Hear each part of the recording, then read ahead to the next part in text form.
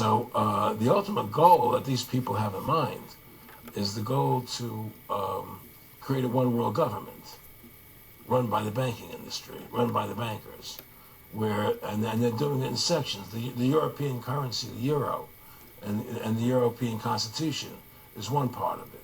Now they're trying to do it in America with the North American Union, right? And they want to create a new currency called the Amero, right? And the whole agenda is to create a one world government where everybody has an RFID chip implanted in them. All money is to be in those chips, right? There'll be no more cash. And this is giving me straight from Rockefeller himself. This is what they want to accomplish. And all money will be in your chips. And so instead of having cash, anytime you have money in your chip, they can take out whatever they want to take out whenever they want to. If they say you owe us this much money in taxes, they just deduct it out of your chip digitally. Total control. Total control. And if you're like me or you, and you're protesting what they're doing, they can just turn off your chip. And you have nothing. You can't buy food. You can't do anything. It's total control of the people. And that chip's connected to a database that has your purchasing records, what you do, what you sell. Everything is in there, you know? And so they want a one world government controlled by them, everybody being chipped, all your money in those chips, and they control the chips, and they control people, and you become a slave. You become a serf to these people. That's their goal. That's their intentions. Eric, can you be specific about when you met Rockefeller, how it happened in these discussions? I met Rockefeller through a female attorney I knew who called me up one day and said, one of the Rockefellers would like to meet you. I had made a video called Mad as Hell, and he'd seen the video and wanted to meet me and knew I was running for governor of Nevada. So sure, I'd love to meet him. And I met him, and I liked him, and he was a very, very smart man. And we used to talk and share ideas and thoughts. And he's the one who told me 11 months before 9/11 ever happened that there was going to be an event. Never told me what the event was going to be, but there was going to be an event. And out of that event, we were going to invade Afghanistan to run pipelines from the Caspian Sea. We were going to invade Iraq, you know, to take over the oil fields, establish a base in the Middle East, and make it all part of the New World Order. And we go after Chavez in Venezuela. And sure enough, later 9/11 happened, and I remember he was telling me how how you're gonna see soldiers looking in caves for people in Afghanistan and Pakistan and all these places, and there's gonna be this war on terror, which there's no real enemy, and the whole thing is a giant hoax, you know, but it's a way for the government to take over the American people. He told you it was going to be a hoax. Oh yeah. Oh yeah. There's no question. He says, there's going to be war on terror, and he's just laughing. There's no... Who are we fighting? I mean, why do you think 9/11 happened, and then nothing's happened since then? Do you think that our security is so great here that these people who pulled off 9/11 who were able to, can't knock down another plane? Come on, it's ridiculous. 9/11 was done by people in our own government and our own banking system to perpetuate the fear of the American people into subordinating themselves to anything the government wants them to do. That's what it's about, and to create this war, this endless war on terror. And that's why and that was the first lie. And the next lie was going into Iraq, you know, to get Saddam Hussein out with his weapons of mass destruction. That was the next lie. Now, specifically, this was a little over 6 years ago. This was 11 months before 9/11. Yeah. And Nick Rockefeller, who's a lawyer, he's become your friend over the previous years, and he's saying to you that there's going to be this big event, and then out of that we're going to have a war on terror, and it's just going to go on and on. Right, an endless war on terror without any real enemy. That you can never, so you can never define a winner. And did he say that it's going to be perfect because you can't define an enemy? It just goes on and on? Yeah, because you can't define a winner. There's no one to beat, so it goes on and on forever. And they can do whatever they want. They scare the hell out of the American public. Look, this whole war on terror is a fraud.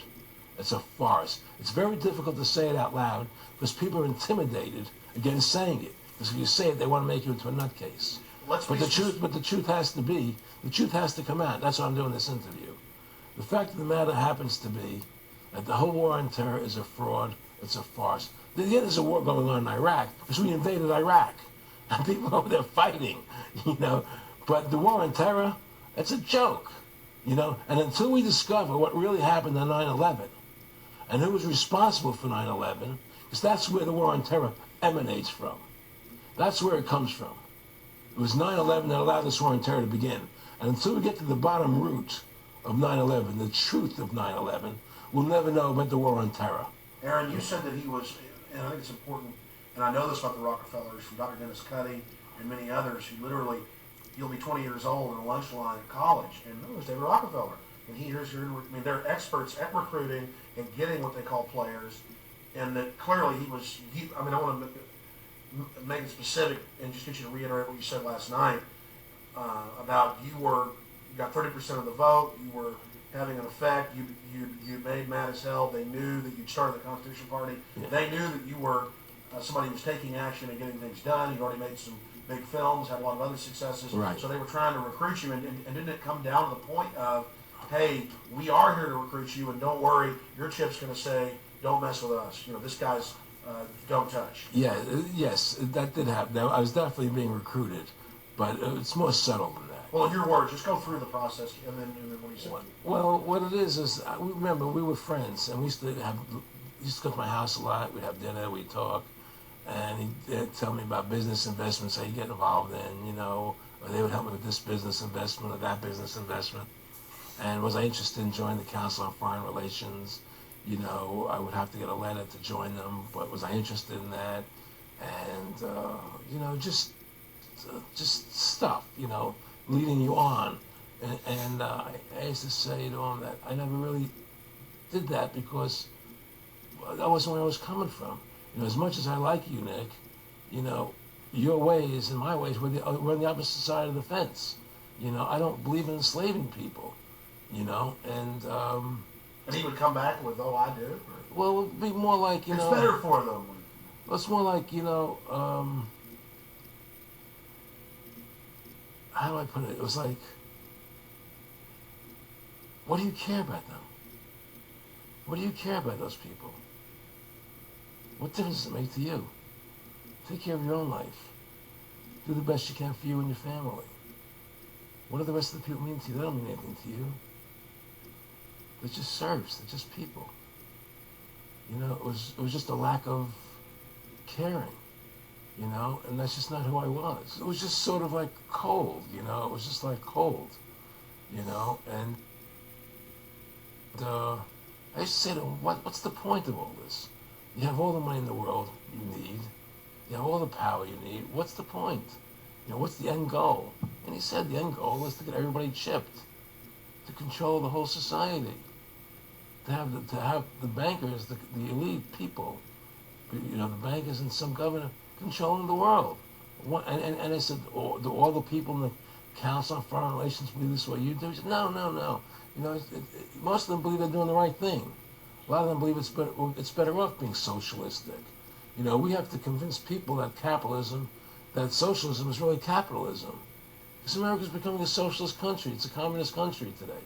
Well, one of the things they told me was that he was at the house one night, and we were talking, and he started laughing. He said, Aaron, what do you think women's liberation was about? And I said, I'm pretty conventional thinking about it at that point. I said, I think it's about women having the right to work, getting equal pay with men, just like they won the right to vote, you know? And he started to laugh. He said, you're an idiot. And I said, why am I an idiot? He said, let me tell you what that was about. We, the Rockefellers, funded that. We funded Women's Lib, you know? And we're the ones who got all over the newspapers and television, the Rockefeller Foundation. He says, and you want to know why? He said, there were two primary reasons. And they were, one reason was we couldn't tax half the population before Women's Lib. And the second reason was, now we get the kids in school at an early age. We can indoctrinate the kids how to think. It breaks up their family. The kids start looking at the state as the family, as the school, as the officials, as their family, not as the parents teaching them. And so those are the two primary reasons for women's lib, which I thought up to that point was a noble thing. You know, when I saw their intentions behind it, where they were coming from when they created it, the thought of it, I saw the evil behind what I thought was a noble adventure. Aaron, did you know that Gloria Steinem, in one of her own books, now admits the CIA funded Miss Magazine? No, I had no idea about that. No, I never heard that. Yeah, we're gonna CIA funded Miss Magazine? Funded Miss Magazine with the stated goal of taxing women and breaking up the family. No kidding. I never heard that. Well, Nick told me. I mean, I know it, but not because I know the CIA was involved in it. Well, Gloria Steinem was proud of it. Oh, the CIA wanted to help me help women. No kidding. And so they funded it. Yeah, and of course it's divide and conquer. Right. And what they do is they focus in obviously on real problems. Women were getting shafted in many ways, but the elite wasn't planning to help them. They were planning to really shaft them and take men away from them. Look at what they did with black families. You only had about 10% illegitimacy 50 years ago in black communities, and now it's over 90%. And look at welfare. You were going to give you some money, but you can't have a man in the house. Right. And so that was further to degrade the family, Yeah. totally destroyed.